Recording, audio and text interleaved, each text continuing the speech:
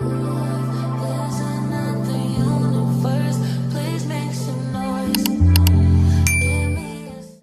morning. So it's just after 9 a.m. and I've just dropped my little boy off at school, and today I'm going to be plotting out what will eventually become my 10th published book. So I thought it'd be a good idea to kind of bring you along with me, do a little vlog about how I plot books and what my process is. And I thought that was a good idea, but then while I was getting ready this morning, I watched a few videos from other authors about plotting, and yeah, it turns out that I am slightly strange, which is not surprising to anybody who knows me, but it seemed like every author who'd made a video about their plotting process has some complicated, just really carefully thought out process where they have post-it notes or you know those walls that they have in detective shows where they'll have photos of suspects and kind of like strings that attach them to each other. They have things like that, or yeah, charts, maps, just everything's just very different from my process, because I will show you, here's where I do most of my plotting for all of my books.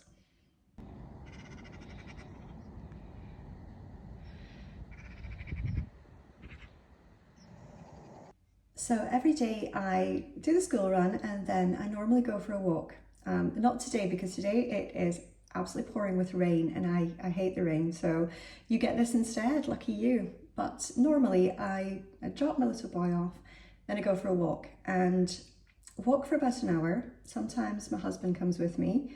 He is very involved in the planning and plotting stage of the books. He is very good at coming up with ideas, and we'll kind of walk and we'll talk about these ideas, untangle them, dismiss quite a lot of them. We argue quite a lot about it.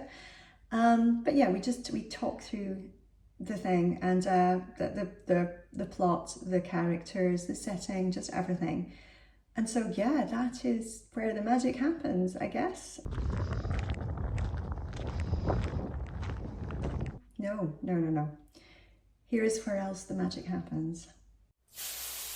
I have ideas for the plots everywhere, just normally in the most inconvenient place, you know, like when I am lying in bed at night, just about to fall asleep, when I am in the middle of a conversation with somebody, when I'm getting dressed, when I am sitting on the edge of my bed staring aimlessly into space.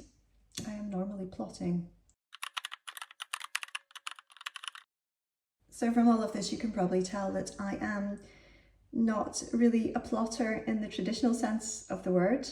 I am also not really much of a pantser though. I like to have an idea of where the book is going and, you know, just a rough idea of the entire plot. I like to have, at the very least, a beginning and an end and a fairly good idea of what's going to happen in the middle and how that's going to unfold. I don't like to plan it out in meticulous detail. You know, I don't use post-it notes. I wouldn't even really know where to begin with that because I don't have that much detail and I don't have anywhere to put them either. So that's another issue. But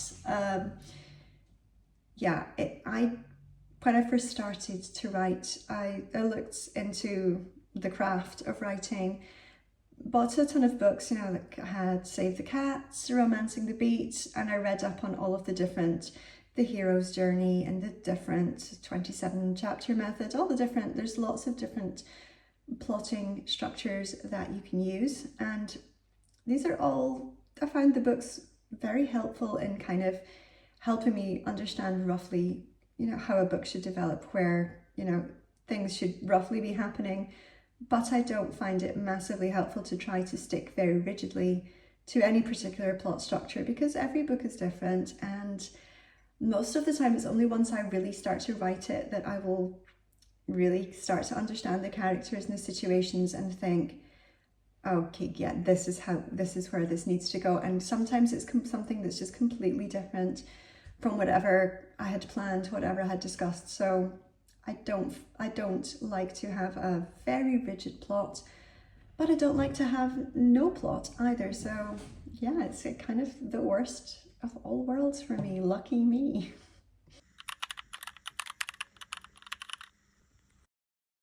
So in terms of how I actually get started, I normally begin with a hook or a logline, which is just the basic idea, the one or two sentences that sum up what the book is going to be about. Once I have that basic idea, that's when I begin with the walking and the thinking and the overthinking and the talking, and just basically trying to develop the plot, the story in my head before I sit down at my desk. And the next stage for me is to take that basic hook and then develop it into a longer synopsis. So at this stage, I'm basically just trying to essentially tell myself the story. I'm one of those people who I think by writing that's one of the ways that I process things. So I will literally write questions to myself in my notebook or even on the screen, and then I will attempt to answer them. And in this process, I just kind of work through the plot, expand on the basic idea that I've had, and try and note down all of the things that I've been talking about with my husband or just thinking about while I've been on those very long walks after school. I can't actually show you the current synopsis for this book, but it ended up being just under 4,000 words long. And once I've finished writing that out and it's as complete as I think that I can make it, I will send that over to my husband, who is my partner in developing these plots, and he will read it and then come back to me with any thoughts or suggestions that he has about how it could be improved. After that, I will go back to the original document and just have one last pass at it to add or subtract anything that we've decided needs to be changed.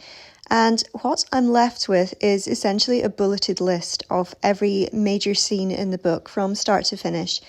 That does change once I sit down and start to write it. There are always changes, there are always things that I decide suddenly need to happen, so it can take a completely different direction. But as long as I have this basic structure when I finally sit down to begin the writing, then that's fine by me. So I almost didn't bother to make this video because I'm not sure how useful it is for anybody to know that I plot my books in this kind of haphazard kind of way that I could not really describe as a process. But at the same time, when I looked at other authors' videos on this process, it kind of freaked me out because I thought, I'm doing this wrong. You know, I don't have like a big murder wall in my office with lots of different post-it notes and things to hold together the very complex structure of my novel. So I must be doing it wrong. But if nothing else, hopefully this will help to reassure you that there is more than one way to write a book and there is no wrong way to do it. And I truly believe that. I genuinely feel that every book is different, every author is different, and as long as you get to the end and you have a book that you are proud of, a story that you have told to the best of your abilities, then I don't think it really matters how you got there. I think that a lot of new writers get very hung up on the idea that there are rules that they must follow and that there is a correct way to do things, and the rules are just made up, guys. They don't exist. You can do whatever you like, however you like it. It is your book, and this is how I write my books. Could I do it better? Yes, I definitely think that, you know, there's probably a much easier way that I could do this. However, I haven't managed to come up with it yet. Maybe one day I will, and I'll make another video saying, oh, look, here's my brand new process. But for now, this is how I go about doing it, and I hope it helps you to realize that there isn't, as I said, there's no wrong way to do it. So you do you, and I'm going to go and start the fun part for me, which is actually writing it. So yeah, let's see how that works out.